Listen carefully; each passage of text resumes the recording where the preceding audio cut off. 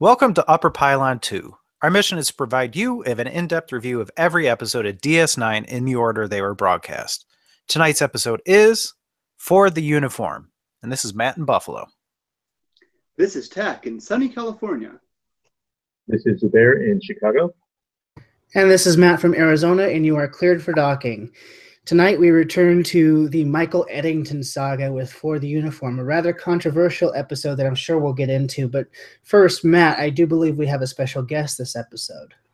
We do. One of our steady feedbackers who always give us really thought-provoking food for thought emails. It's Zubair. Zubair, welcome to the show. Thanks for having me.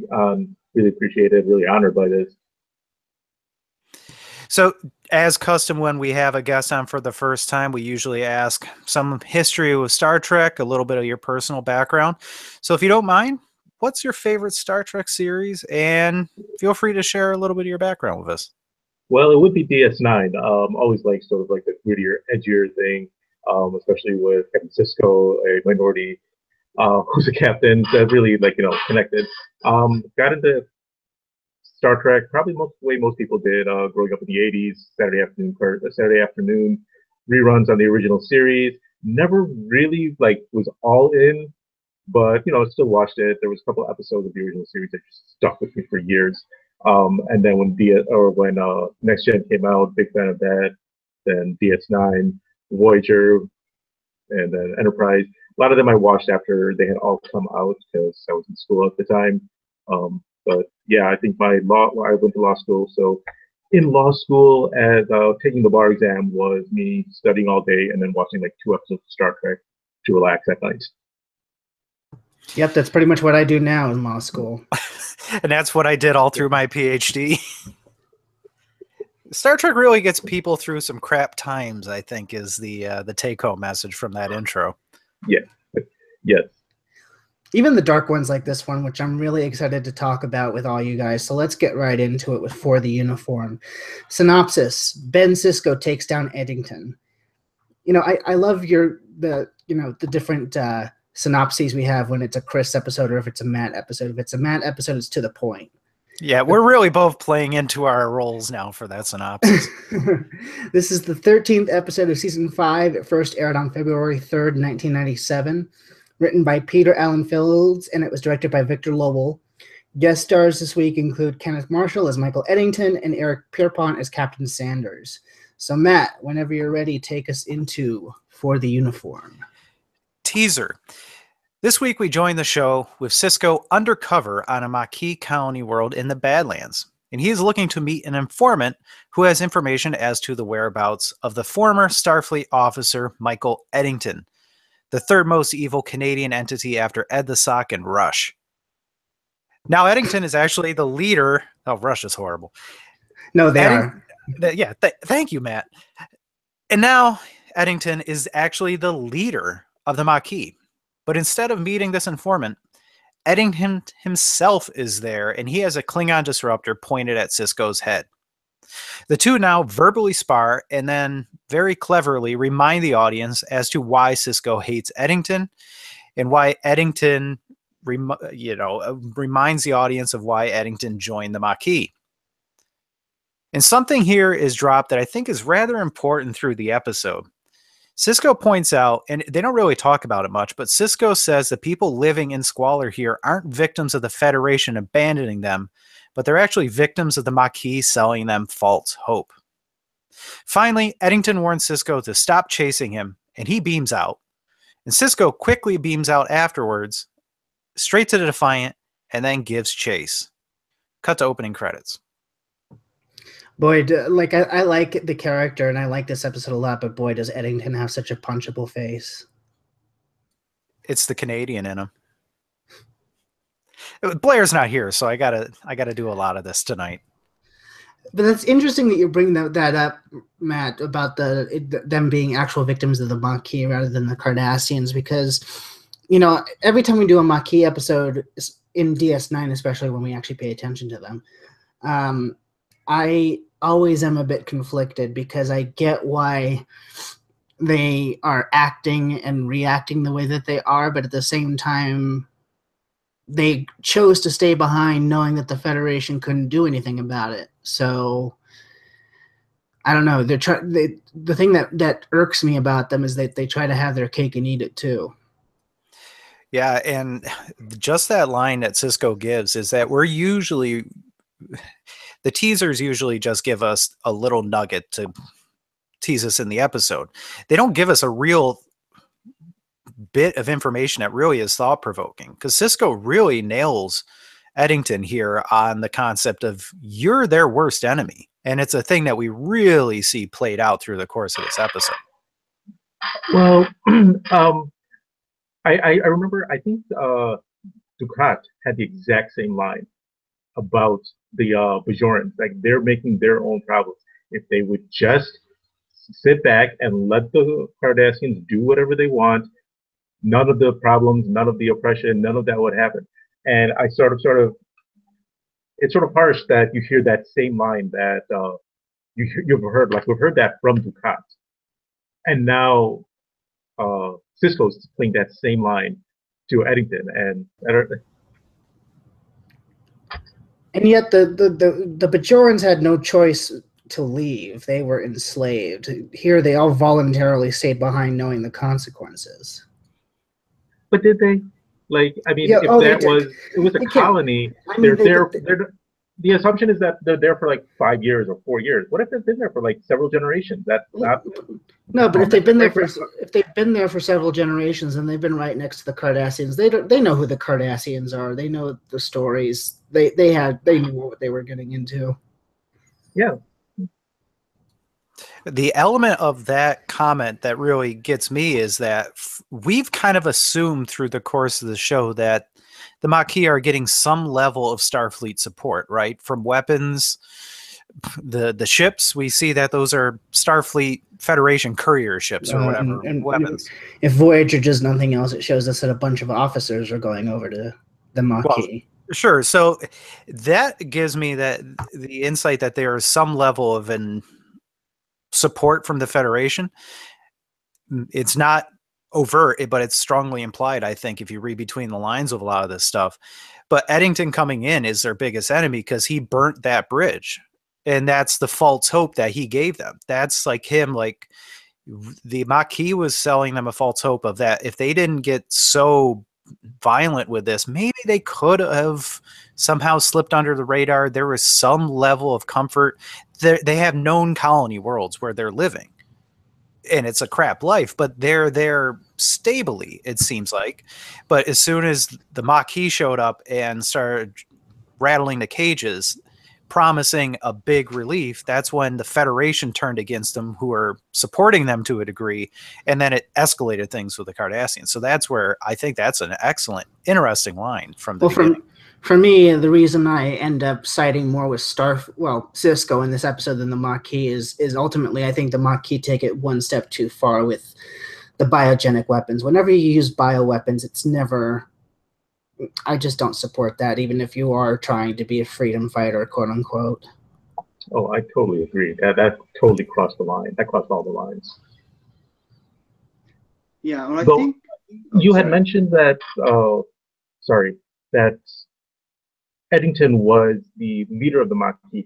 I didn't think that he was the overall leader. I thought he was like a leader, but I always thought that Maquis was sort of like diffused, sort of like the Bajorans with the Shakar cell and number of different cells. So he's a leader, but not necessarily the overall leader. I mean, I think he may not be the overall leader, but he's certain. Like, we haven't met too many Maquis, like prominent Maquis. You know, half of them we met are on Voyager, so they're not here. The only one we've met that could possibly have, well, there's two people that we've met that could possibly have some kind of leadership role. That was Cisco's old friend, Cal Hudson, and Roe. But so far, Eddington's been the center point, so maybe they're just using him as like a figurehead. Well, they certainly say overtly he is the leader of the Maquis, where, yeah, it's hard to believe that they would have such a concentrated commander, since it's like a popularist uprising kind of a thing. Yeah. They certainly are indicating that he is, if not the most powerful leader in the group of leaders, minimally he is a super influential presence in it. Well, yeah, I take him to be like, well, we're spoiling the end of the series, but you guys remember what Damar was like when he decides to be the leader of the Cardassian resistance against the Dominion, where he's the one sending out messages and calling troops to arm and stuff like that. I imagine that's what Eddington is doing. Yeah, minimally. But Tack has been dying to get in here for a little while now. Oh, no, I think it's sort of a minor issue. I think you got on something a lot more interesting. But just going back to the whole Maquis, whether or not they're sympathetic, I think part of the problem of trying to make us sympathize with them is that they are, by the nature of the show, by the nature of what was established, colonists. They moved. If they didn't move there, then their fathers moved there. By their nature, they have been willing to move. So it seems sort of hard to then buy into this idea that they cannot move again. I think that's part of what makes their whole a little bit more difficult. Because I was trying to make the comparison to real world scenario, and I think a really controversial, and I don't want to get too far into the controversy of it, but generally you can kind of see it as similar to the issue of Israel and Iran, that sort of area of land that both sides claim and both sides want to think of as theirs, and the current occupants do not want to move. There's a lot of details in it, there's a lot more politics in it, but just in that comparison, there seems to be at least a little more believable history. They outright compared them to the Native Americans. Remember that one episode of Next Generation? Yeah.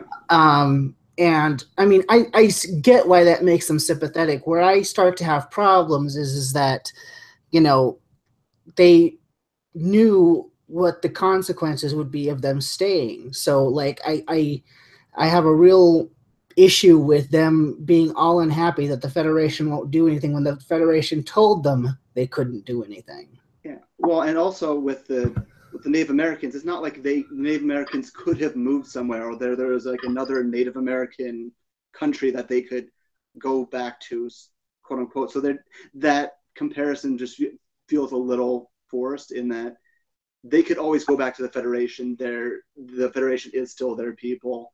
There isn't that sort of uprooting them to where they have no place to go. Like that would be a more sympathetic story than saying, well, you can just come back to where things are a little bit better and not start wars.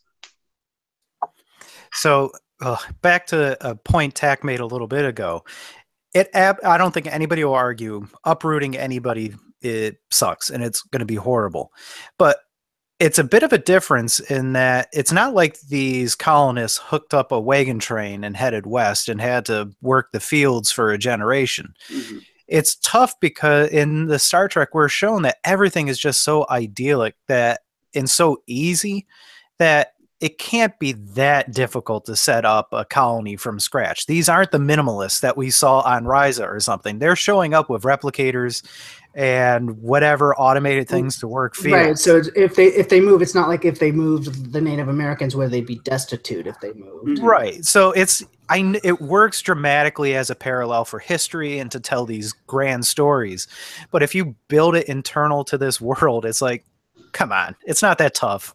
You landed the ship right there, go off to another one. But still, it sucks. So, I mean, yeah, of course it sucks. And I'm saying that, that's why I'm split on them. But, at the same time, if you accept the consequences, you can't very well be mad when those consequences happen. Right. Well, and going to those consequences. The consequence was they agreed to go under Cardassian rule. I don't think that they thought of one of the consequences being that the Federation would be attacking them, putting embargoes, denying them food and medicine. Like, I don't know if they necessarily thought that was a consequence. Well, that wasn't a consequence of them going under Cardassian rule. That was a consequence of them starting to attack Federation and Cardassian colonies. Well, were they attacking Federation colonies, or were they attacking Cardassian colonies, and Federation was helping the Cardassians suppress this? Are the Badlands in Cardassian territory or Federation territory? I take it they're close to Cardassian territory enough. Right. I always thought that they were like on the border. So they're doing it. This is Federation territory. they're doing cross-border raids, heading to Cardassians, then coming back to Federation territory and using these as like, a staging point. And that's why Federation is sort of going in there and trying to like root them out. Well, yeah, because if the Federation doesn't, then it could possibly provoke a war. Yeah. So I don't think that the Federation is. I disagree with the Federation is doing, but I don't think what they're doing is necessarily out of like incorrect in terms of the playbook on what to do in that situation. However, going back to the statement, the assumption that you're making is that if all material goods are basically free, then no material good has any value. And I don't think that's a fair assumption to make, that if the people went there, whenever they went there, whether it was 100 years before or like, last week, just because the material goods that they bring with them have zero cost, doesn't mean they don't have any value to them. Well, right. That's where and that's the point where I'm saying, of course, it's a horrible situation, but it's loss of sentimental value doesn't kill people like lack of resources. Well, it's not sentimental value. It's not sentimental value. It might be like this is my home. You're telling me that I have to give up my home. That's, well, okay. Yeah, I don't know what else to call it. It is sentimental because it's identifying a place with a certain feeling of territory. So I mean, right, but they might still have, and obviously we're speculating here on what these unnamed colonists might say, but they might still have a I buried my grandfather here. I buried my father here. This is where I did this. This is where I did that. Yes, it is sentimental, but it still has value. I'm not saying it doesn't have value. I'm just saying that. And I'm willing to fight for that. I'm just saying I'm willing to fight for that. Yeah. Loss of sentimental value creates less sympathy for me than if they were going, like if moving would actually kill these people. Okay. But all this goes back to Sisko's point, because they had the chance. Seemingly they had the opportunity to stay there. They would have fallen under Cardassian rule, sure, but I think maybe the Cardassians would have, because we've seen how Dukat approaches these things. I think they would have been treated okay there because the Cardassians would want to win their minds over. So I don't think they were ever in any true physical harm from the Cardassians. Yeah, it will be a completely different value system and everything, but they could have lived there up until the part where the Maquis came about, escalated things, and but that's not what happened in that episode. But that's not what happened in that episode with Sisko's old commander. I forgot his name. He said that there was violence, and the violence was trending upward, and there were attacks by the Cardassians against the Federation, and then cross attacks, and there was buildup of arms, and then there was that one ship that was supposed to be carrying supplies but was actually carrying arms. And no, that's all true, but the Federation stopped that. What the Maquis ended up doing was then responding with terrorism, and that's crossing the line. Or they could call them freedom fighters. Or you could call them terrorists. You could call them terrorists, but they're also freedom fighters. So is Kira, but she's a hero. Yeah, but this is for me, this is far less righteous than what Kira was fighting for. Kira had no choice. These people had a choice. I disagree. I'm not sure that their choice was as clear as like, oh, well, we can't have this, we'll go somewhere else. Maybe it wasn't just as clear as that, especially for an individual. I just disagree. I disagree. I don't think it was necessarily as clear, but we don't need to belabor the points. Oh, we're all about belaboring points here. It's totally fine.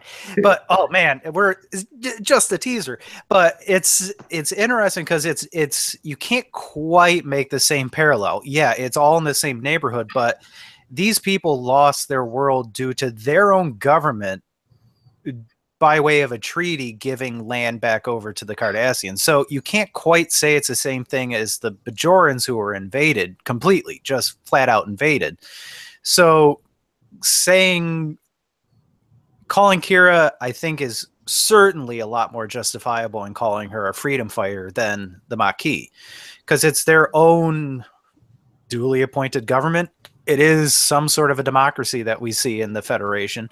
Their own appointed officials handed over their worlds, which, again, it's awful. It shouldn't have happened in a real, an ideal situation. The Federation are bad guys in this in a lot of respects. No, I'm not saying they're blameless. And, I do agree with the Maquis that this was probably a really bad treaty, like a Neville Chamberlain World War II sort of treaty.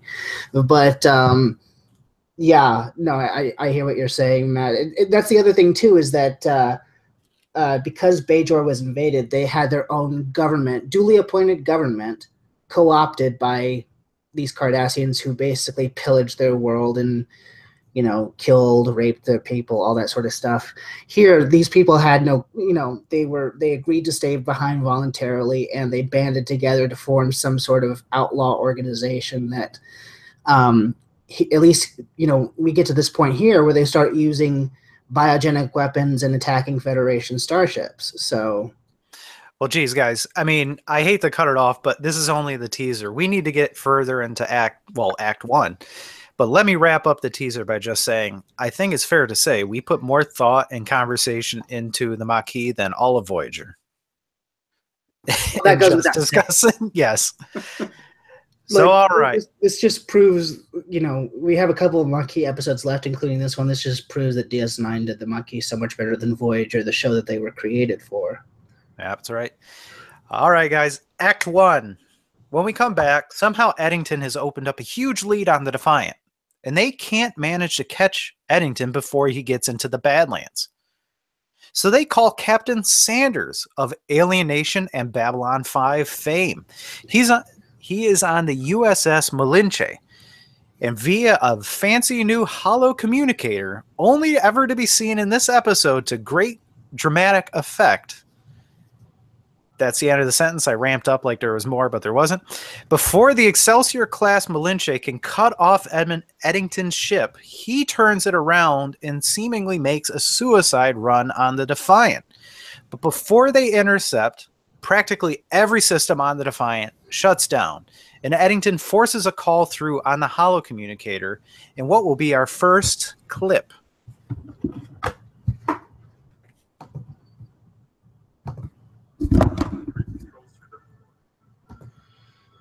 Before you waste a lot of time running around trying to restore computer control, let me save you some trouble. You can't. You'll find that your memory cores are completely wiped and will have to be reprogrammed from scratch. These work remarkably well. Glad we were able to procure one. You left a cascade virus in the Defiant's computers. Sounds simple, doesn't it? But I assure you, it took a great deal of time to devise one that wouldn't be detected by Odo or Chief O'Brien. I'm really quite proud of it. I'll add it to the list of charges against you. Well, as long as you're making a list, why don't you add this? You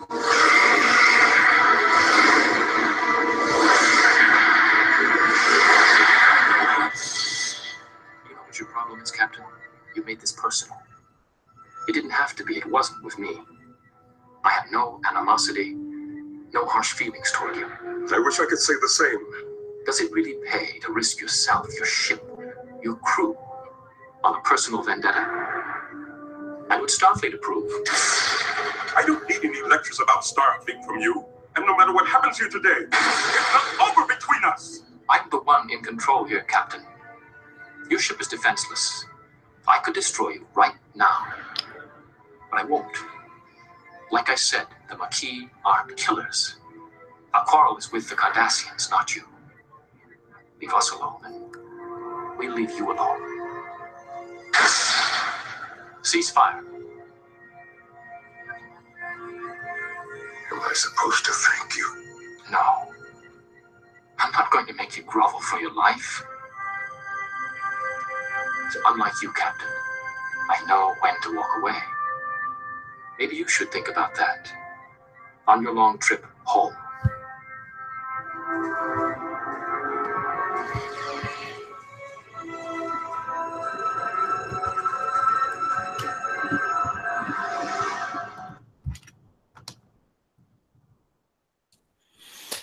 So there you go. The holo communicator. Boy, is that a welcome addition to this episode, because, man, it would suck if we just had to watch people argue on a view screen back and forth for a good chunk of the episode. It is for this episode, but I don't know how much I would like it if this was a permanent addition for the rest of the series, because there's something that's as cool as it is for this one. There's something classic about the on-screen sort of arguing, debating, what have you. Right. I'd go even a little bit further. I don't like it in this episode. Like I won't say that it like completely ruins it or anything like that, but it was always such a distraction to me. Like every time it popped up, I'm like, when did this happen? Why did this come up? Part of it might be the fact that I was really hoping that if they were going to go with it, I don't know, like it seemed almost too obvious that the actor was in the same set, like the lighting was matched. I mean, we have to imagine that that's why it was filmed. They wanted a way to get them face to face. Kenneth Marshall and Avery Brooks in the same shot. Mm-hmm. Yeah, but to me, it was just so distracting, especially when I don't want to get into spoilers, but later on, when things aren't working as well, somehow this new piece of technology it's totally fine. Works. Still, not only fine, but also not only does the Defiant have it, but suddenly these rogues that have are just banding together somehow have this state of the art technology as well. Like the whole it just feels like a mechanism that just doesn't really fit into this episode's logic. Yeah, that's the thing I didn't think about. How did the Maquis have it? Yeah. Oh, he just drops a line that they acquired it. The thing that threw me off is I thought he was talking about the virus. No, he was talking about the holo the communicator. Yeah. I mean, the virus is a different issue we can talk about, but I'm surprised that they didn't get that holo technology sooner. It seemed just like a variation of a holodeck. Yeah, it does. Yeah, and in some ways, it's a technology that they technically already had a long time ago. Yeah, but it almost works too well. Like it doesn't make sense to have it in Star Trek where we're at, but you almost want to have like a Star Wars holocommunicator, like signal disruption, something happened to it to make it like remind you that he's not just there, because it's almost too clean. Oh, yeah. The part that threw me off is poor Eric Pierpoint, the actor. I don't know if it's him being short or the costume being unflattering.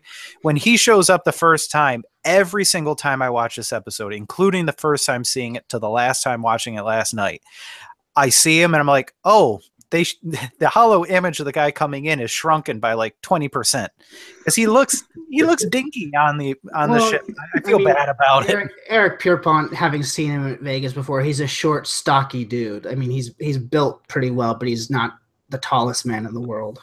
Cheers to him. I can relate. But by the way, his great-great-grandfather was in Section 31. I didn't know if you knew that. No. I don't need that trivia. That's fine. Because this is the same. He plays the guy who ends up working with Malcolm on Enterprise, the Section 31 contact. Is it the same actor? Oh, yeah? Was he on the? Oh, yeah. Okay, sure. I like him in everything he's in. By the way, what else is he in? Alien Nation, the TV show. He was one of the alien cops in that. One of the leads. Babylon 5, one episode. I say Babylon 5 fame, but all it takes is one episode, and any excuse to get Babylon 5 into the UP2s. Right. So, any other? Again, though, like, sorry, go ahead, Zubair.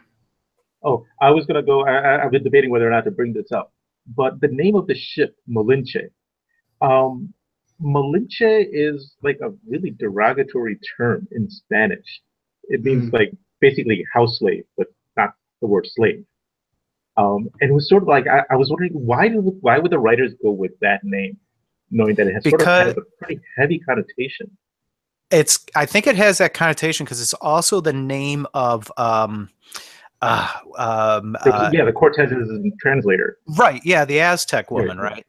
So I guess it's looking at the positive aspect that she was a very famous person, but who helped destroy the Aztec Empire through Cortez. So it must be just a dramatic, like, hey, this was about destroying people's, homes. She played a role in it. So I don't know if it was meant to like honor her as more so like a dramatic like connection that people could find if they wanted to, but it was curious. I think it's probably stylish because even the Malinche doesn't do that much in this episode before it's taken out. Right. No, I just sort of found it sort of weird that they would use that word. It just, Right. I just thought it was a very harsh word. Maybe somebody who's listening Well, who knows clearly, that connotation better, but I thought it was a pretty harsh word. well, clearly, so whoever wrote this has like a literary and historical background because we're gonna get a lot of Les Miserables talk later. Yeah, speaking of which, I mentioned it in the notes, but while we're on that, what the hell does the writer have against Victor Hugo? Because holy crap, I've never seen a character in a show just rip something like in a couple times. They double back on it to rip it some more later on. And that was like hilarious. I loved it. It was great. I loved it what too. What was up with that? I don't know, but I'm glad someone called it out because I think his stuff is too melodramatic. I found it entertaining that, like, because usually in Star Trek, everything that anybody has done before the 22nd century is like, holy gospel. But now it's just like, oh yeah, this guy, oh, he sucks. Well, it goes both ways. If you're in the public domain, I guess, you're going to get like the music and people are going to love it, but you're also to get ripped occasionally. If they could have managed to rip Nathaniel Hawthorne, that would have been even better. Because I hated reading the Scarlet Letter in high school. I really did. But again, something that's interesting in that clip that again I think shows the hypocrisy of both Eddington and the Maquis is he says that, oh, I'm letting you go because the Maquis aren't killers. Well, does he mean that they don't kill Federation people? Because they've certainly killed a bunch of Cardassians. That's without question. So to call yourselves not killers is incorrect factually at the very least. Yeah, well, yeah, but if you are, sorry, go ahead. Sorry, unless they're so racist that killing Cardassians isn't so much killing as just cleaning the room. I mean, maybe he's just that far out. Well, he is. I mean, he is that. We do find out he is that delusional later when he attacks the other ship and he says, "Well, they're just Cardassians." Yeah, no, I totally agree. I think that is what it is. That if you're in a war, you got to dehumanize the opponent, whether they're military or civilian, and just like, oh well, they're not real people; they're just cockroaches. Oh yeah, or Cardassians or whatever. To me, that makes them even less sympathetic. Oh yeah. Right, and it doesn't just extend to the Cardassians. He still opens fire on the Defiant, and as far as I'm concerned, anytime you're shooting on another ship, you have to be okay with the possibility of it hurting or killing somebody. So he's not that innocent. It's still just kind of like a punch to the shoulder equivalent on the Defiant, but it's still risking them. Well, I'm sure when we get to it, whenever we get to it, because this is a great in-depth conversation already that hasn't moved beyond Act 1, but I'm sure that there could have been like a couple people dead on the Malinche later. Oh, certainly looks like it. So yeah, let's move ahead. Act 2. We come back, and the Defiant is now back home on Deep Space Nine, having been tugged back by the Malinche. And they find out that Eddington had indeed left a number of these viruses around on the station. And he could have shut them down anytime had he wanted to. And I'm sure he would if there was something on the station he wanted to steal. During the episode's version of the staff meeting, it's reported that Eddington had some fighters steal items from freighters, and it was just seemingly innocuous materials. Also, Odo takes the opportunity to rub it in that while Starfleet had was concerned about his loyalties, they put this shifty Canadian in charge of security. I like that comment. I mean, I know it's Odo. I know it's Odo beating his chest a little bit, but come on, he deserved to because they really did snub him when they put Eddington on there in the first place. Totally, I love that about that Odo comment too. Yeah, this episode's not rich in comedy. I mean, you don't even get any Quark scene this week, right? No, but the closest you get to comedy is this and a couple of Jadzia's lines. Right. So little things like this, it's really nice. Yeah, agreed. There was something I was going to say, and not being afraid of explosions is also pretty funny. Oh yeah, well we'll get to the makeshift communication systems later, but I was going to say something and I totally slipped my mind. So continue, Matt. I'll hope that the point comes back to me. Right. So at the end of that staff meeting, finally Captain Sanders arrives with some bad news. Starfleet has given him command of the mission to bring in Eddington. Sisko is incredibly pissed about this, but takes it well. In that moment, at least, because a short time later, he is pounding the ever-loving hell out of a punching bag while being counseled by Dax. And what is our next clip? Okay, before I go into the clip, before I forget this again, I'm glad that gave me a little bit of lip service to the fact that Odo and O'Brien did go through the station's computer and the Defiance computer after Eddington defected, but he found too good of a virus that they wouldn't detect it. So I'm glad that because I thought they like didn't go over the computers, and I'm like, that would be the first thing that I would do. Anyway. Yep, by simple writing. The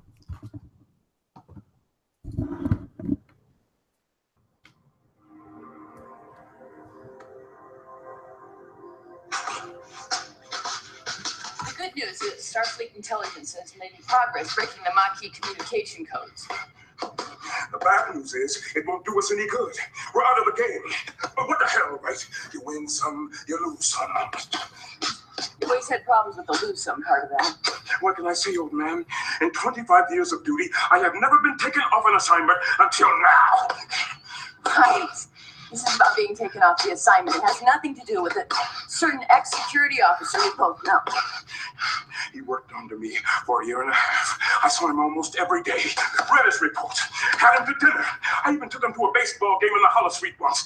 And I never saw it. It's my job to be a good judge of character. And what did I do? Not only did I not see it, I put him up for a promotion. He played his hand well. He played me all right.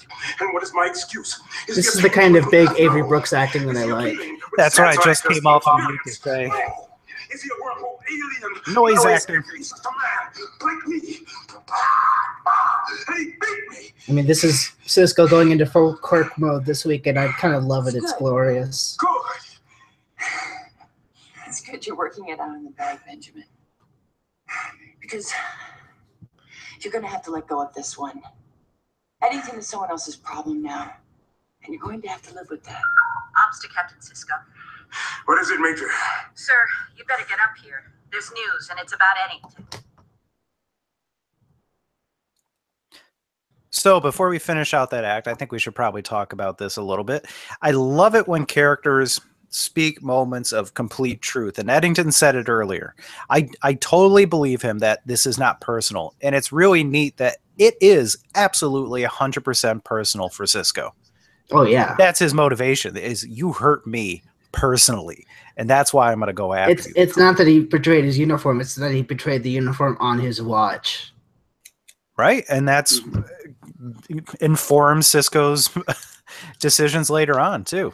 Yeah, I agree. It makes for such interesting character drama, and I gotta say, I mean, it's normally good every week, but the Cisco Dax dynamic this week, I love. I love all of their private conversations together. I do have a question though. If Eddington hadn't betrayed the Federation under Cisco's watch, if he did not have this personal vendetta, and maybe you can answer it at the end, but do you think he would have done anything differently? I'm willing to answer that. I think everything he did is because I am personally hurt and I'm going to lash out at the person who hurt me. I think he would have done stuff totally different. See, it's hard for me to answer that, only because I do hear that, but I also think that the bioweapons and having enough bioweapons to poison a lot of Cardassian colonies is one step too far. I mean, it's one thing to do to try to fend off sneak attacks every now and then. It's another to try to fight with, against a virus. Mm-hmm. So I wonder if that was part of the breaking point. And then, of course, the rest of it comes in with, Eddington's the author of his own fate, really, because, him taunting him and sending the Les Miserables to him, that's what really does him in. Which leads me to question whether Eddington is honest in saying that it's not personal. I think like Eddington's sort of taking it personal too, that this was his commanding officer. The commanding officer is mad at me. Well, I'm just going to be mad at him too.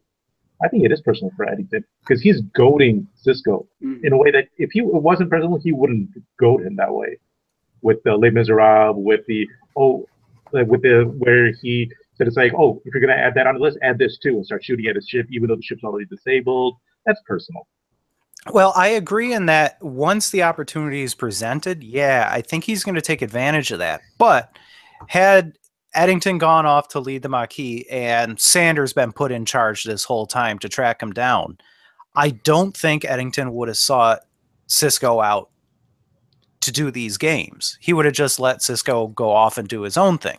I don't think their paths would have ever crossed again. So in a way, I think you're absolutely right. But if it was just played out a different way, I don't think he would have like looked at it as like a personal thing. Because as he points out, what did Cisco do that ever would have really irked Eddington to put him in a position to kind of go back at or to start trouble with him? Well, I go ahead. Sorry, go ahead. I was just going to say, it seems to me that at least at the end of his last appearance, when he was calling Cisco back to taunt him about leaving to the Maquis, I don't know if it's against Cisco personally, but I mean, well, actually it was. I take it back, because my argument at the end of For the Cause is when he says that, in some ways you're even worse than the Borg.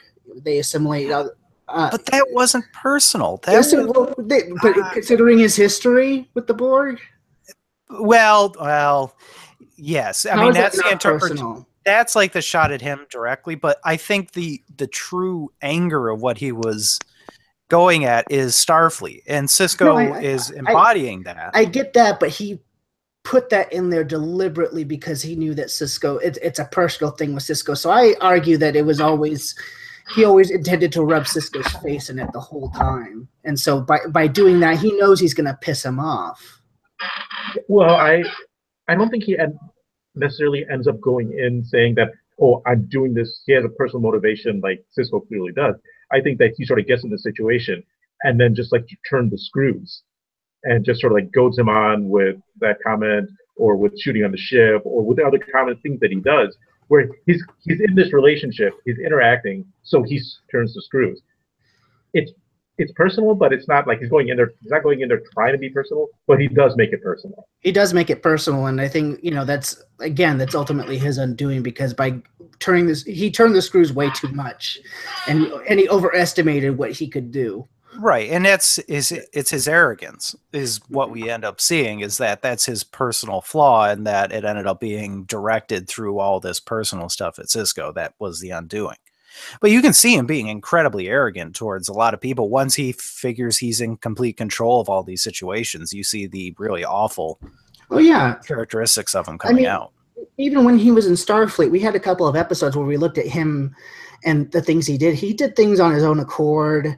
You remember him disabling the cloaking device when they're going to go rescue Odo, him trying to sneakily talk about being in command with Cisco on that one episode.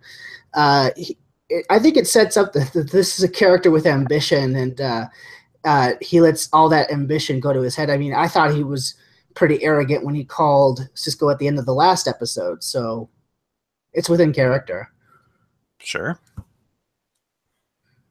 Well, at the end of that clip, you heard Kira call in with some bad news. They figured out why Eddington had stole those chemicals earlier. He combined them to make a biological weapon that is only harmful to Cardassians. And he just used it as a planet-wide weapon of mass destruction in the DMZ. And he has enough materials to go after every single planet in the DMZ, rendering them all uninhabitable for the Cardassians. Right, and Zubair, just not to interrupt you, this is where it becomes extremely problematic for me. Once you got bioweapons, it's extremely problematic. So it's not just problematic to you guys, because Cisco's had enough, and he orders the very underprepared Defiant to go out and face this new threat. Commercial break. That's a really nice ramp up commercial break of just like, oh crap, biological weapons. We know now the Defiance it's can't function, and that we're gonna go out anyhow. I thought that's like a really, really solid, commercial break. And yet they still managed to make it function better than the Enterprise A and Star Trek V, which is equally falling apart. I need my pain, Matt. I tried watching that movie again, and it was just painful. Oh, yeah, it's not so good. Although it does, just bringing in the biological weapons, it does bring up at least a general question, just with how Cardassians are normally and how, there's a lot of factions out there that are very unscrupulous. It's kind of surprising that seemingly how easy it is to make a biological weapon, that these haven't been happening before. Like maybe we just maybe we shouldn't look into it that deeply. Maybe you can just think of it more along the way where nuclear weapons are done, where it's so awful no one wants to do it. Right, and I think as flawed as the Federation is, and we learned that in this series, I don't think they'd be the type that they would jump to the use of bioweapons unless it was absolutely necessary. And even then, I don't think that they would do it if they're following like the Roddenberry philosophy. Yeah, I mean. But no, I mean like the Romulans. Like, who can you really expect the Romulans not to do that? Or I agree that like other cultures might not, but the fact is that at least here you have a terrorist organization that has the ability to poison a bunch of planets, and specifically Cardassian planets. But that's having the propensity to poison any planet at all, and seeing how they've been in this episode, especially, they're perfectly willing to attack at least Federation ships. I wouldn't trust them to say that they wouldn't start turning bioweapons on Federation colonies in the future either. Yeah, totally, they're not above it. Yeah, that's that magic threshold of once you go down that route, you can't. It seemingly is released the brakes on everything else you could possibly think they would do, and then that's where they just have to be taken down hard. Like in an analysis wise, I look at it like if they're starting to now use biological weapons and attack Federation starships head on, things must be getting pretty desperate for the Maquis. That they're pushing out this far, like whatever methods they've been using before haven't been working. They're on the run, and then I think at some point Dax mentioned that they can turn the tide right now. That things must have gotten pretty bad for the Maquis. Well, Matt, because that's where I'm going to argue that no, I think that's Eddington. His arrogance took them of like they didn't have to go down this route. I don't think things were that bad for them. Like maybe they wouldn't have ever won. I actually think things are pretty good for them because considering that they've had help over this past year with the Klingons. I mean, I'm sure that the Klingon invasion of Cardassia and them cleaning up that mess for them has certainly helped their numbers surge. So Eddington basically has used up all of his political and military capital that he was gifted for free and got to this point. Man, he's a bad leader. Yes, that's I think that's right. Yeah. Or at least that's my interpretation of it, is that had they kept their heads down, yeah, there would have been certain levels of whatever fighting, but again, their planets are known. We know Sisko can go to any one of these planets anytime he wants and find the humans. It's an open secret where they're all living, which means that they're not being all that pursued. Maybe the violent cells are. Well, and like we learn with the Les Miserables stuff later, Eddington likes to grandstand. He likes to be a diva. So that's what gets him hoisted on his own petard, to use a Shakespearean term. Any objections to go on to Act 3? No, let's do it. This is a good conversation. I like this. Yeah, this is a fun one. Act 3. And as I said, the Defiant is in true crap shape. Everything is in manual mode. It has to be controlled down in engineering, so Nog has to relay commands from the bridge down to engineering for them to do everything manually. Complete with the 24th century equivalent of the Uhura earpiece. Absolutely. So in our next clip, I want to do something a little bit different. There's no real exposition or interpersonal dramatics. They just do something really neat this episode. So let's get a nice long taste of what they did in this episode. I have to say, though, like previewing this clip, knowing what I know about Terry Farrell and having interviewed her, I'm sure that this part of the show gave her nightmares. So. Oh, it's terrible. All right, so awesome. So here we go.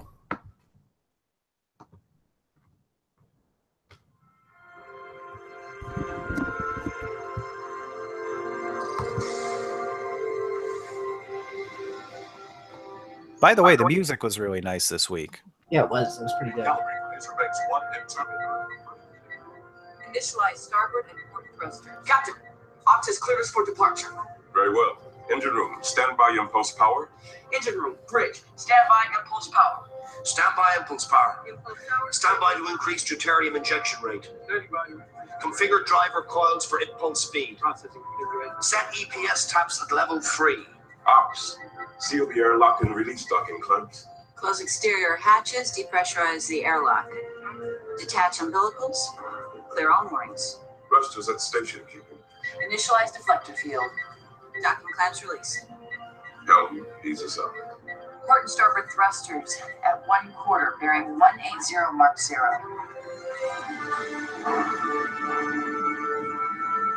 Distance from docking ring, 50 meters. 60, 70, 80. Bring us about, old man. Hard to port, 10 degrees pitch. Minimal power to aft thrusters.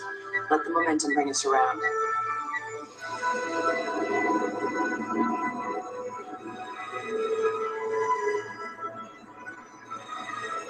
Hold at 5 degrees pitch. They're coming around too fast. I see it. Ease off on the port thrusters. Pitch back to 0 degrees.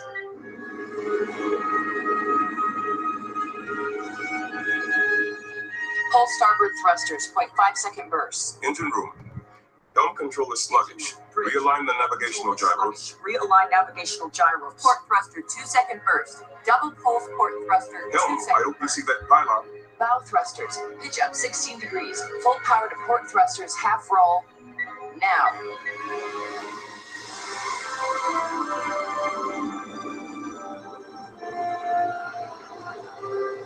Engine room. 1/4 impulse power. Engine room, bridge, 1/4 impulse power. Helm, laying a course for the Badlands. Engine room, stand by for warp speed. Set index 3.01. Initialize warp chamber on my mark. 3, 2, 1, mark.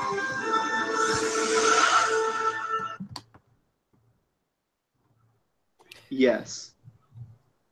I will.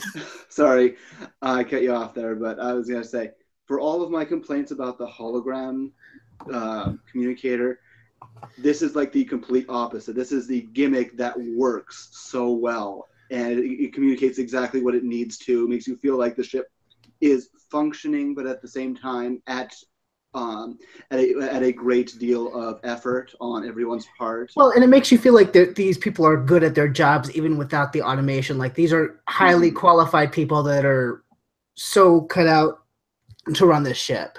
You know what I mean? Yes, absolutely. Oh, yes. I love that. Like, wow, that's what they've been teaching at Starfleet Academy. Okay, I get it now. It's like, well, you watch stuff like this and like, or you watch normal episodes and like, they make flying seem so easy. How hard could it be? This shows you all the complicated stuff that goes into it when things aren't working correctly. And like I said, having interviewed her and having met her, I just know that Terry Farrell always like had nervous energy and like had a real time grasping all the technobabble. But what I liked, because she gets the brunt of it here. I mean, they all do a lot, but she's the one narrating most of this stuff. And what I like about it is that knowing that about her, like, I can't, if she's having a hard time, I can't see it on her face or in her tone. So she's such a good professional. So I have to call her out for just being awesome like I normally do. Yeah, and it seems you almost get the feeling that they are practically peddling the Defiant forward. Like, it is that level of them just, and not and again, you do get the sense that everything it's functioning, but it's not functioning well. It's like, you know, it does feel like it's sort of crippled and moving along, but but again, there's such a thing about that gives it so much more weight than just saying, you know, we only have 10% shields on this mission. Right. And then it just like simply makes it seem like, well, the Defiant maybe isn't just going to overpower everyone. This is a little bit more of a fair fight. I'm glad everybody liked that as much as I did, because it really does just work. It's one of those times where technobabble there's a lot of it, but it doesn't feel overwhelming because it feels like it's, dare I say it, character and story based, versus like, you know, the technobabble of the week on Voyager that will get us out of the situation at the last minute sort of thing. So while on the way to the Badlands, they hold a lot of battle drills to prep to kick Eddington's ass. And in the Badlands, they find a raider, but rapidly find out it's a decoy, but not before Eddington once again to call in and taunt Cisco, this time sending him a copy of that ever so crappy Les Mis. And they rush out of the Badlands to hear that the Malinche had been ambushed by the Maquis and is now dead in space. Again, nice bit of ratcheting tension. We always thought the Malinche could come in and help in a battle, but do we ever really want to see that? The answer is no. We want Cisco and the Defiant. It's an old crappy Excelsior ship. We know that that's not going to cut the job. It's not even the Enterprise upgraded one. No, it's the old one. So I do like the delivery of just complete resignation when the Defiant gets there and like they open the channel and Cisco's just like, "How can we help you, Captain?" It's just like this is just not anybody's day. Right. Let me do that in Act 4 because no clips. It's pretty simple and straightforward. Act 4, Sanders explains that the Malinche was suckered in using a fake Cardassian freighter and attacked, much like Cisco fell for in the previous act. And again, this is another escalation of the Maquis' actions. They preemptively struck a Federation starship. Cisco and the Defiant do what little they can to help the Malinche. But Sanders passes over a clue to help track down Eddington. Odo then calls in and explains that bit of evidence and clues was a Breen nursery rhyme. And then they use that and some knowledge they themselves have of Eddington to guess his next target. And it turns out they were absolutely right. But they arrive at the target too late. Eddington had already used his biological weapons against this Cardassian planet. You know what all this stuff reminds me? Like just the instinct arguments and going on impulse and all that sort of stuff. It's like reminds me of like some of the better like TOS episodes. Like I thought a lot about Balance of Terror when I saw this one. I don't know why it's Romulans versus the Maquis, but just like acting on instinct and taking unpredictable moves. And do you know what I'm saying? Like, or am I just crazy? I know what you're saying. Well, 1 second, Zach. I know what you're saying, and it's not just on instinct. It's that, and they don't play it up as much as they probably should have, that Eddington was a friend of theirs too. So we see that Eddington knows Cisco very well and is playing into that. What we only see little hints of, like here, is that our crew know Eddington well too, and they used it to their advantage here. Well, one scene I would have loved to have seen, and that Memory Alpha explains, they at one point had a scene between O'Brien and Bashir sitting and talking about Eddington and talking about stories about him. And the scene ends with them both realizing, you know what? We liked him. And that's something I would have liked to have seen in this episode because it would show that this was a very personal betrayal, but then they can use that knowledge of him against him. And so we only get little bits of that. So it was like he didn't just betray Cisco and the Federation. He betrayed all of us because we all trusted him. That sort of thing. It wasn't just Cisco who is hurt by this. It's all of them. Probably not Odo, but was Bashir in this episode? He was not. That was his one scene and got ripped out.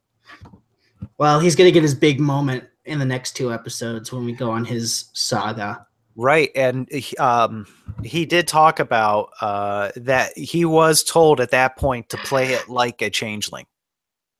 That scene. So at that point, the actor would have been trying to like somehow tease that he was a changeling in that scene, but we don't see it, so who knows what it would have been.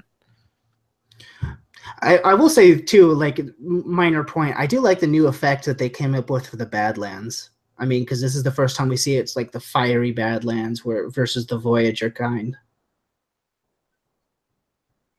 Oh yeah, the special effects in this episode were really impressive, especially for the time. Yeah, the avoiding the lower pylon just looked really nice. I honestly didn't even notice the Badlands, shamefully. That's one of those things that I'm supposed to be on top of, but totally missed. Yeah, but even like the shot you're talking about, I don't know if that was CGI or not. It felt like it was practical, but maybe it wasn't. I don't know. I don't know. That's a good thing if we don't know offhand. Yeah. So to wrap up the Act 4, Cisco gives chase to the 2 fleeing Maquis raiders, one of which presumably carrying Eddington. The Defiant manages to splash one of them, but not the one carrying Eddington. That one turns back to the planet and wrecks up a Cardassian transport evacuating people off the planet. Eddington again calls in. They need to have some call blocking function because, man, he just forces his way through on all those calls. He needs to grandstand, man. I know, but come on. How do you just can't have a guy show up on your bridge every time. You can reject a call, but anyhow.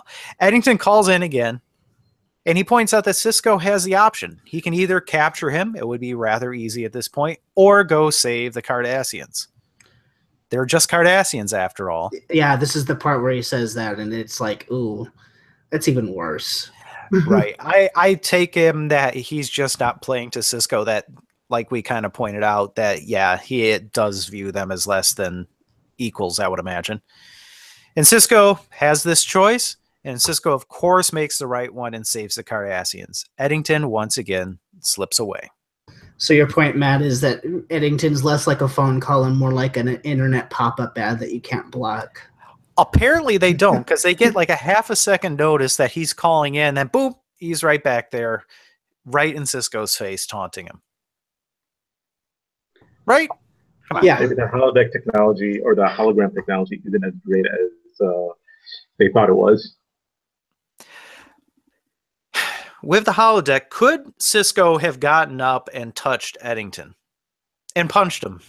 Because in a holodeck, if with the safeties off. Well, I don't know.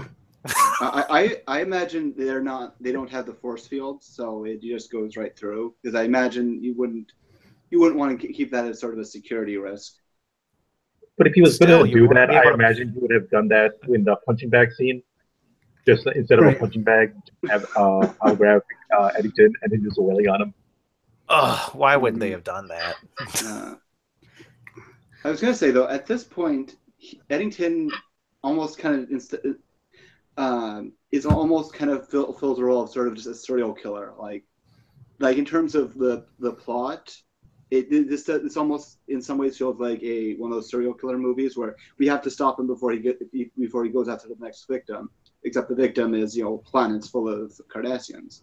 But because he's giving riddles and he's like they're always trying to get clues and always just one step behind. And of course they even has that moment where he puts the victim at risk, so you either save the victim or stop the killer. I just thought it was sort of interesting parallel in terms of just sort of how the plot's structured. Yeah, really for me, I have to say, because we're going to talk about the big controversy of this episode coming up here, but for me, this was the moment that sold me as a viewer on, okay, Eddington really needs to be taken out. This has gone way too far. I agree with you. This is like Eddington, he's whatever the Maquis may have once been in terms of standing up for rights of their citizens of certain planets or whatever, it's gotten more extreme and more extreme, more extreme.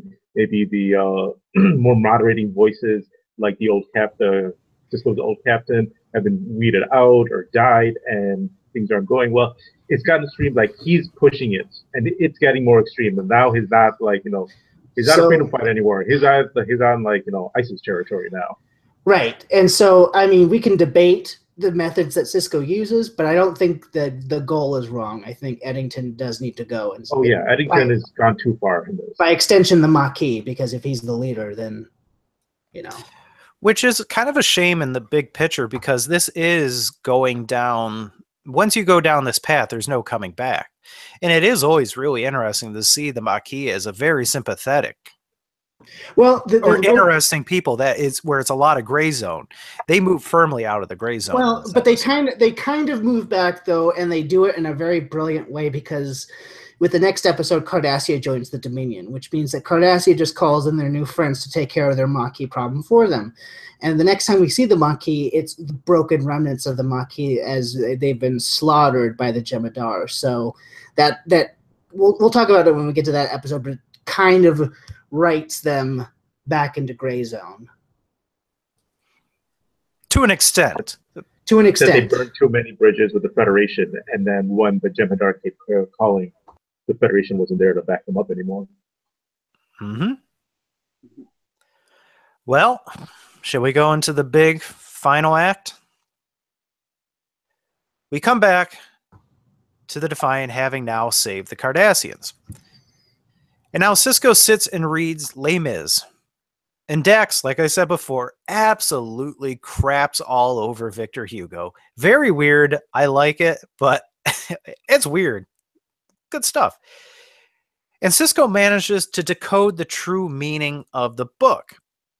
It doesn't really make sense that Sisko is Javert, and a policeman who relentlessly pursues a man named Valjean, guilty of a trivial offense. What does make a lot of sense is that Eddington thinks of himself as Valjean, a self-perceived hero fighting against evil and against all odds. Now, how do you take advantage of that? How do you take down a hero? Well, you become the villain, and you make the hero make a heroic sacrifice. So Sisko goes to the bridge and orders the construction of his own weapons of mass destruction. Admittedly, when I did watch this episode and I heard the word trilithium, I'm like, is he going to blow up their star? No. And Sisko sends out a pretty terrifying message out on all frequencies saying that because of the Maquis' new escalations, he's going to make a Maquis planet uninhabitable to humans for 50 years in a matter of 2 hours. Sisko arrives at the planet, and Eddington calls in, thinking that Sisko is surely just bluffing. And by the way, in this clip, you don't see it. Sisko's entire crew thinks he's just bluffing as well. Oh, the tension's so wonderful in this scene. I love it. Right. Hey, let's have a last clip.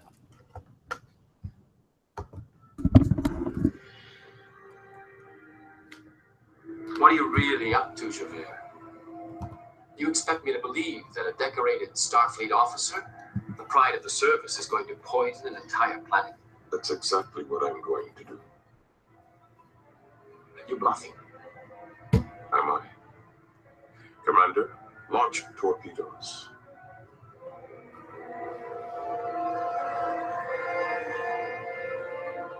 Commander, I said launch torpedoes. Aye, sir.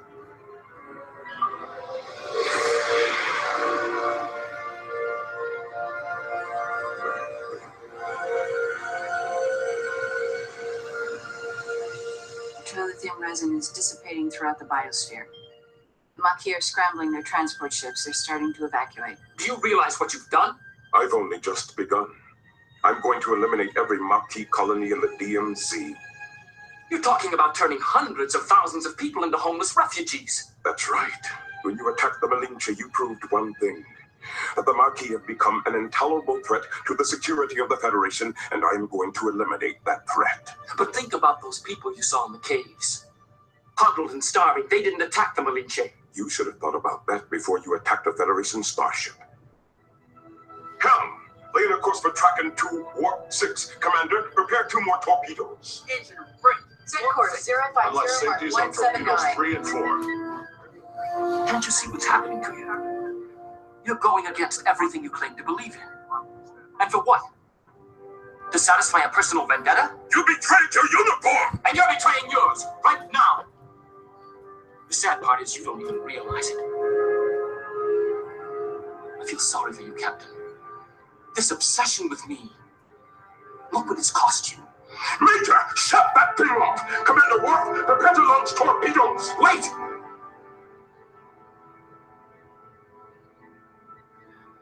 If you call off your attack, I'll turn over all our biogenic weapons. Not enough!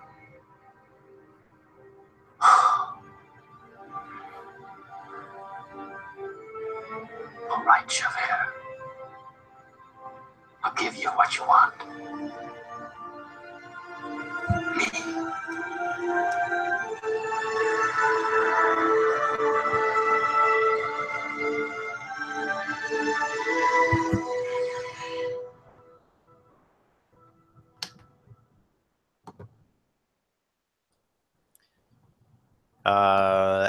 Eddington's right.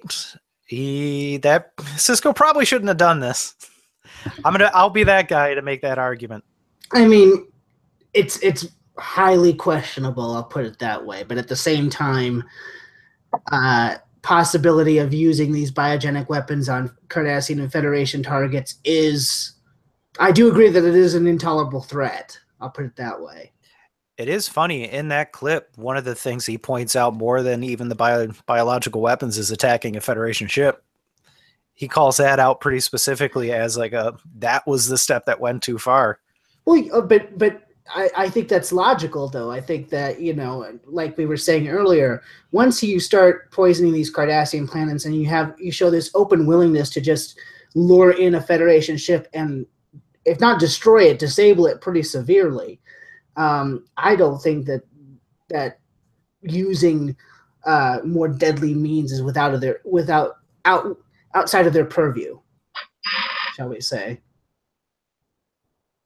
Okay, so just to get into maybe some of the mechanics of what we believe happened, are we to assume that most of the people on the planet are able to either get off the planet or get to some place where they can at least have breathable air and whatnot?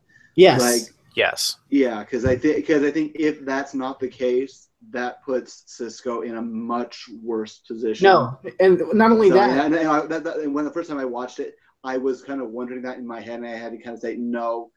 He gave him 2 hours. They gave him 2 hours. But I think the thing that like shot down or whatever, like I assume, even though it looks like it's sort of instantaneous, I kind of assume it takes a while to disperse. Right. That's the assumption. And they said that they're scrambling their fleet and they're getting them off. So they always had the means. Their big mistake was, you know, talk about Eddington not being very smart. I think the last thing when you're having a gun pointed directly at your head is to taunt the person that they're not going to do it or they're bluffing.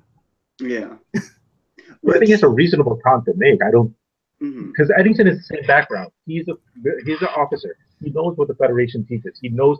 It's shocking that Eddington went this far, having that same background, that all of a sudden, like, he's flipped and he thinks that this is a reasonable step to take in his war. And Sisko, it turns around and just like, okay, I'll take that step too. And then he's like, wait, what? Hey, why are you doing that? It's shocking. Yeah, but if Sisko knows Eddington as well as this episode plays out, then Eddington should know Sisko as well as this plays out too. And I think that, you know, if Eddington's a security officer, theoretically he should be able to be a somewhat decent judge of character. So, given how far he's pushed Sisko this episode, given what he's done so far, I would tread a little more lightly than he did. Well, this is where I'm going to make a little bit of a stretch, but we made the point of at the end of Rapture, they pointed out that Sisko would be removed from his position if he wasn't a god to the Bajorans. It is entirely possible in my head that this is in Sisko's head that he is extremely protected. He can do whatever he wants because he is a god for all intents and purposes to a very important species that are trying to get into the Federation. So he has a hell of a lot of wiggle room. Eddington might not have considered that Sisko is in screw everybody mode. I'm in control of my own fate here. I can do what I want. I think Eddington would not have rightfully thought that Sisko would make this jump because Sisko is Starfleet. This is not a move Picard would ever have made. Yeah, and he is I think he's treating Sisko like he would any other Starfleet captain in the way he sort of taunts him, in the way he's trying to manipulate him. He's trying. I don't think Eddington knows Sisko the way Sisko knows Eddington. I think Eddington has the view of Sisko that he. Well, Eddington thinks he knows Sisko. Yeah, exactly. He thinks he knows Sisko. And I think that's where he sort of underestimates him. But I mean, even though in fairness, though, this is, I think at this point in Sisko's career, I don't think he's done anything this extreme. So it would not have been. It's pretty easy to imagine that this was just a bluff. I mean, but at the same time, you're right. He probably hasn't done this extreme, and I would have to go back and look at all the episodes to confirm that. But if anything that they've shown us over these past 5 seasons of just us, the viewer, it's that Sisko is so unlike anything that came before him. Yes, he has moments where he's like Picard, and yes, he has moments where he's like Kirk, but he becomes sort of his own animal. And so, I mean, if anything else, as controversial as it is, I like what this does for his character in terms of this is a guy who will go there, and for me it increases the drama, it increases the tension, and I don't think if he hadn't taken this step that he would have been willing to align with Garrick to try to get the Romulans into the war next season. Right, but the dare you're talking about is using chemical weapons on a civilian population and borderline genocide. Yeah, but that's what the Maquis were doing. Yeah, that doesn't make it right. Yeah, it's pretty much the definition of two wrongs doesn't make a right, but this episode certainly wants you to think that's exactly the case.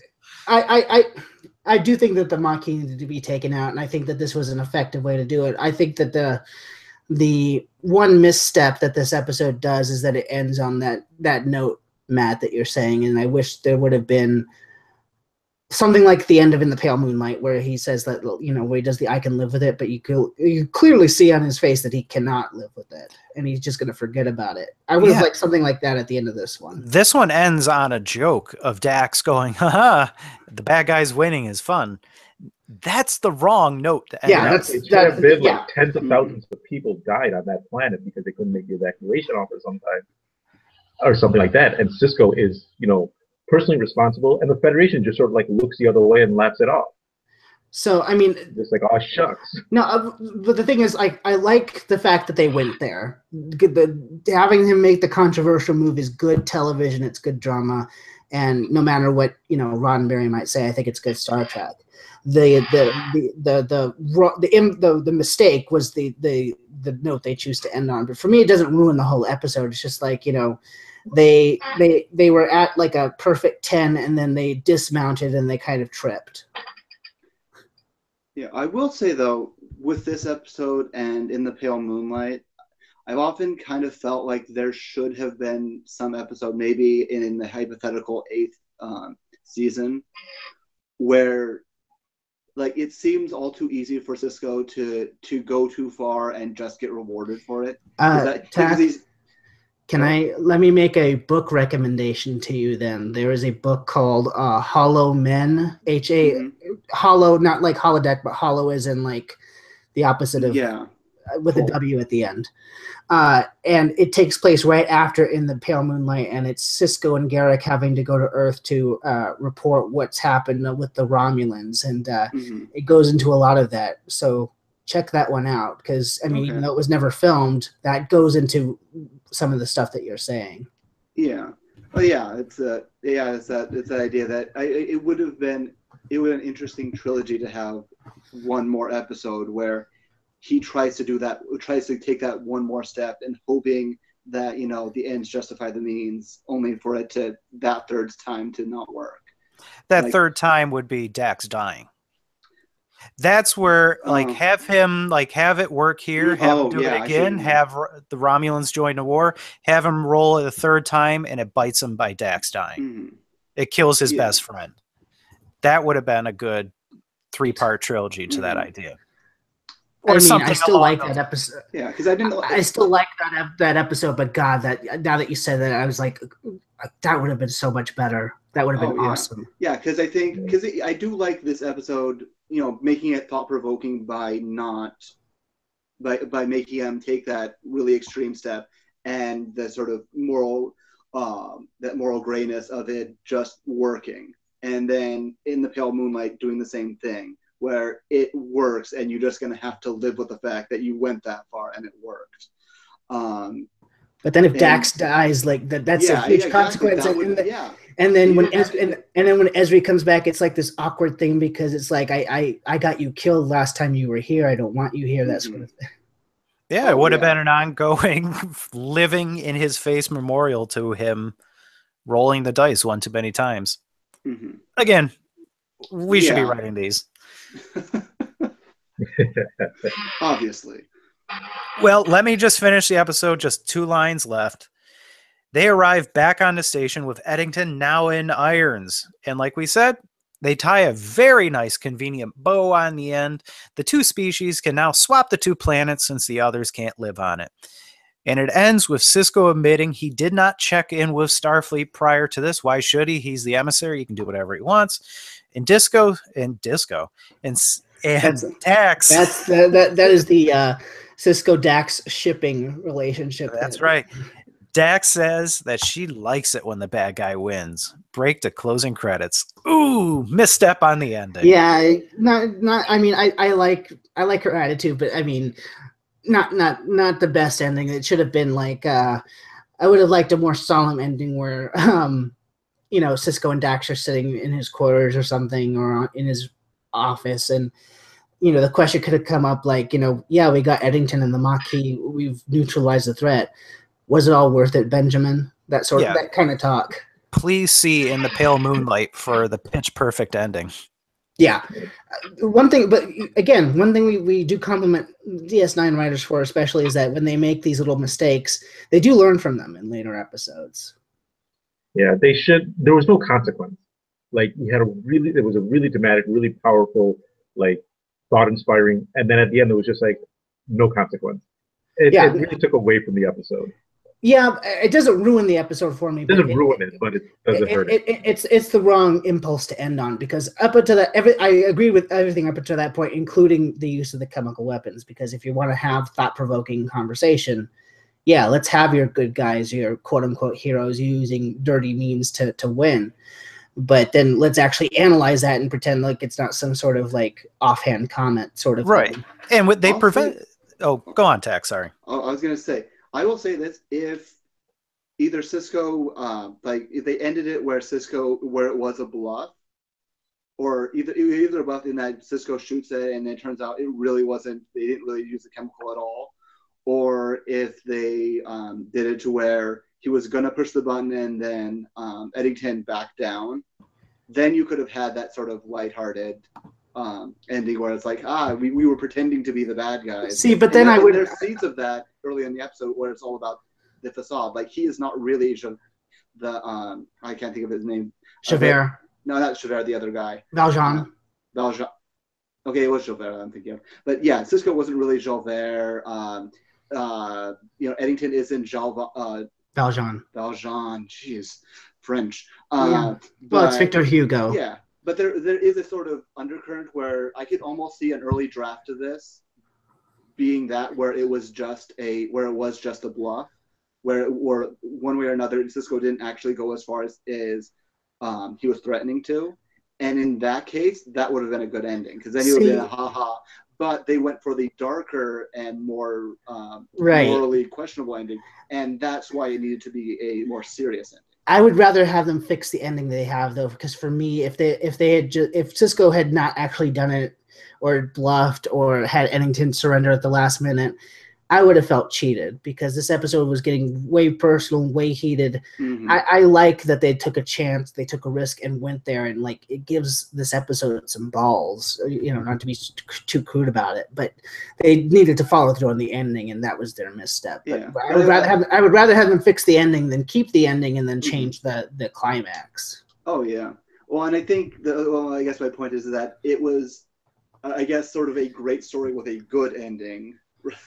Where just because it drops down to a level that's not bad, but just not quite lining up and not quite as satisfying. Right, but then, like, with what you're saying, I would have felt like it would have been an okay, good story with a funny ending, and I would have rather have a great story with a not so great ending, but like not ruinous ending than the other way around.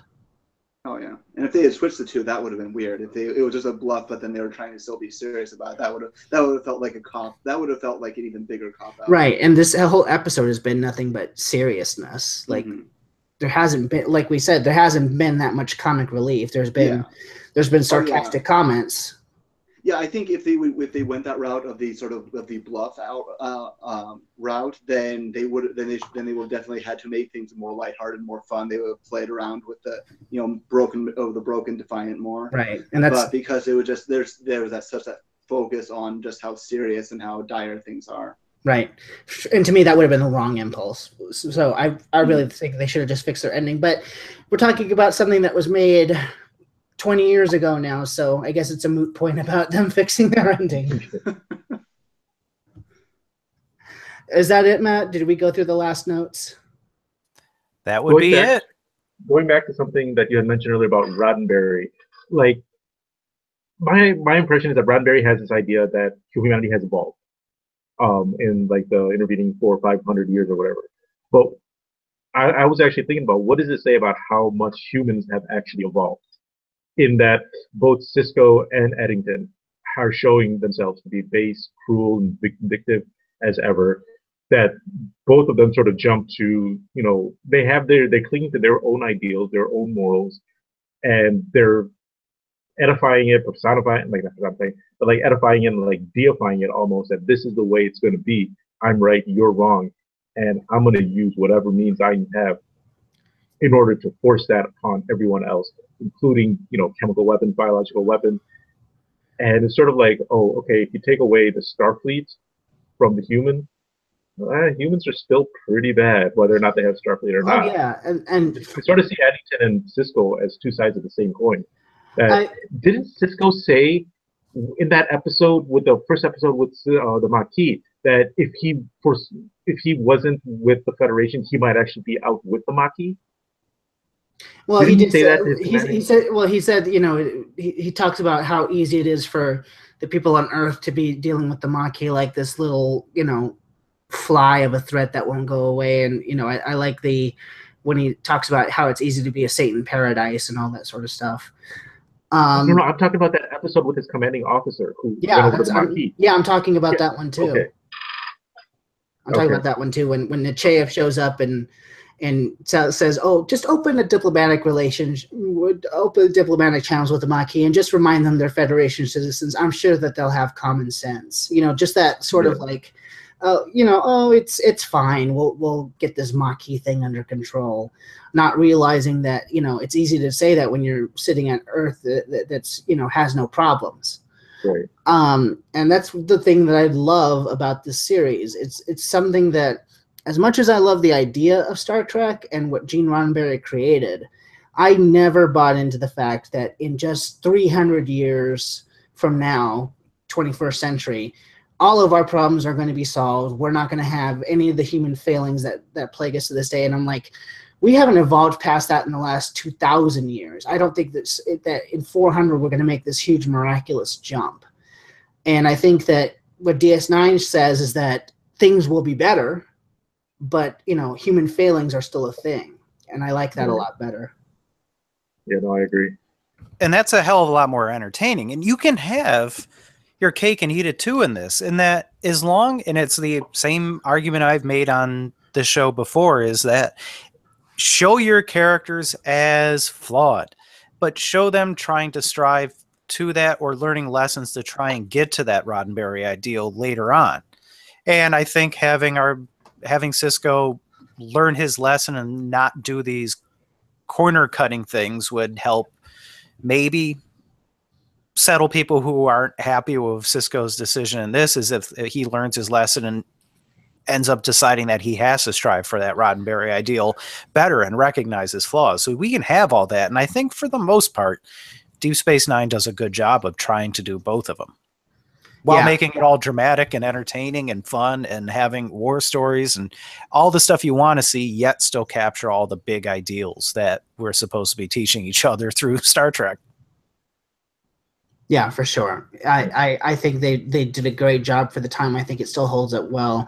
And I hope that this is the model that they're going to go for with Discovery. So I have high hopes. It seems like it, doesn't it? Yeah, that's what they keep saying. Like, I've been reading all the interviews.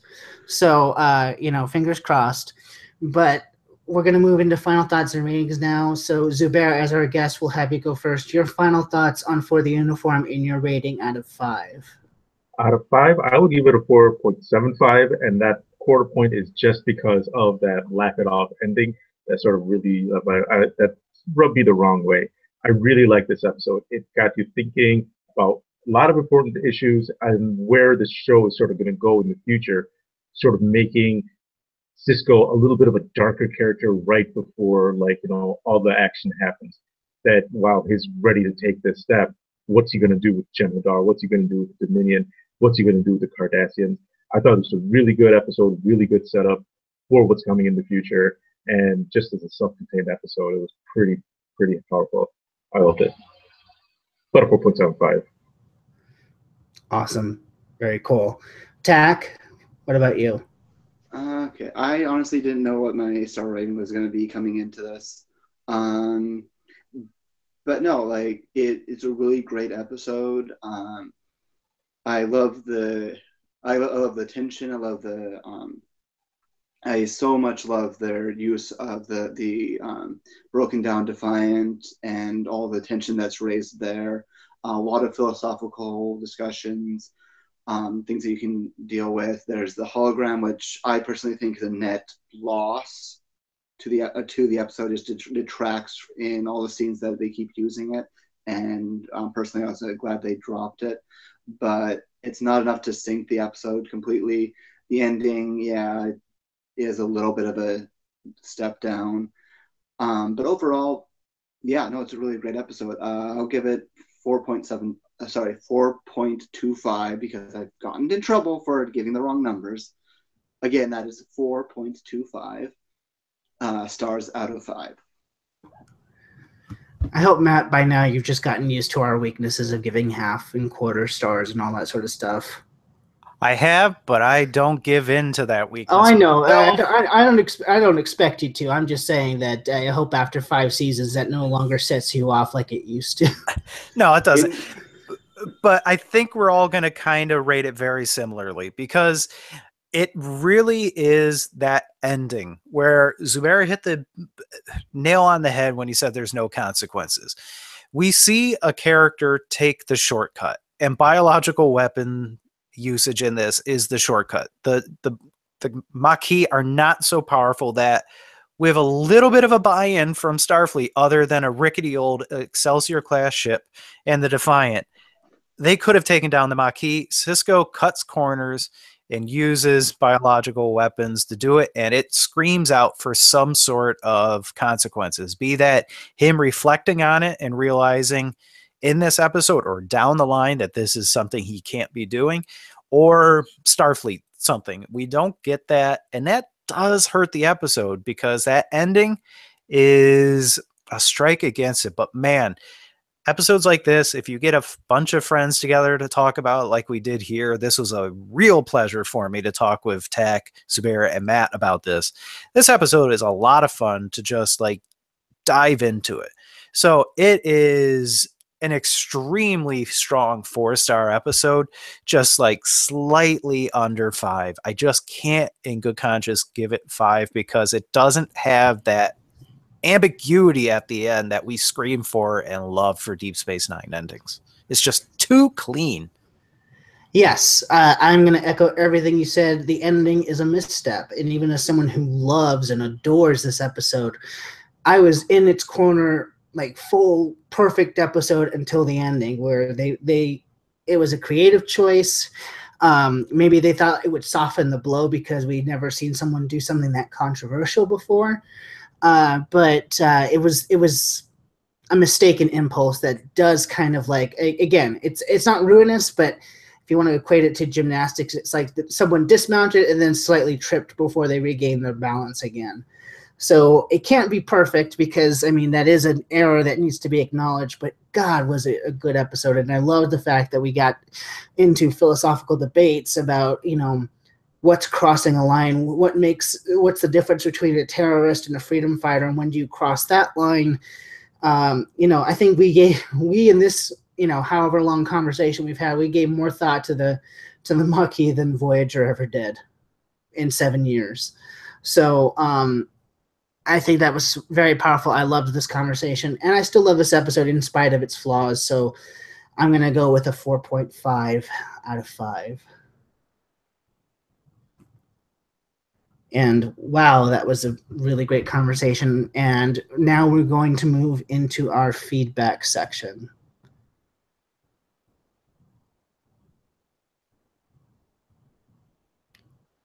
And as always, we thank you so much for your feedback. We always love hearing from you guys, and there are a number of different ways to get a hold of us. You can you could give us an email at up2podcast@gmail.com. You can leave a comment on our forums at forum.trekmatefamily.com. You can follow us on Twitter at UP2podcast and like us on Facebook at facebook.com/upperpylon2. Also, we really appreciate 5-star iTunes reviews. They really do help out the show and get the word out there about what we're doing. And very briefly, I would like to happily announce that we have gotten a new 5-star iTunes review, and we want to acknowledge this now from user Janeway82, who calls this a must for DS9 fans. She says, or they say, I say she because it's Janeway, but it could be a guy.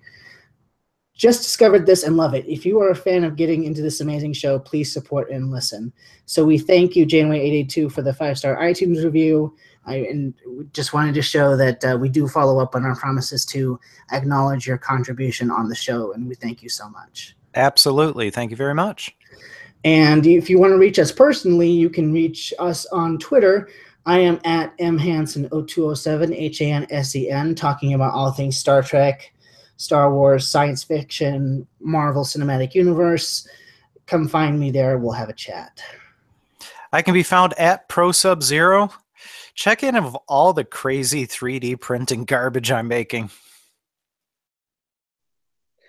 I am the Takaran Golem. You can find me on, Twitter at TAKRANGOLEM. And I post about random things that pop into my head, usually nerdy or other. I'm actually not on Twitter, so. But that's Hashtag not on Twitter. But that's okay, because you were on this episode and we really enjoyed having you. So thank you, Subair, for joining us, and we hope you come back again. Thank you for having me, guys. I would love to. Thank you for having me. And next week, I will not be here because we're recording this right before Star Trek Las Vegas. So I'm very sad I won't be able to join the boys on the beginning of the Dominion saga of the rest of the series when we talk about In Purgatory's Shadow. You didn't say the magic word. I'm Matt in Buffalo. And this is Tack in sunny California saying tack out. This is the Bear in Chicago. And this is Matt from Arizona. Closing hailing frequencies. Docking clamps are open and you are cleared for departure.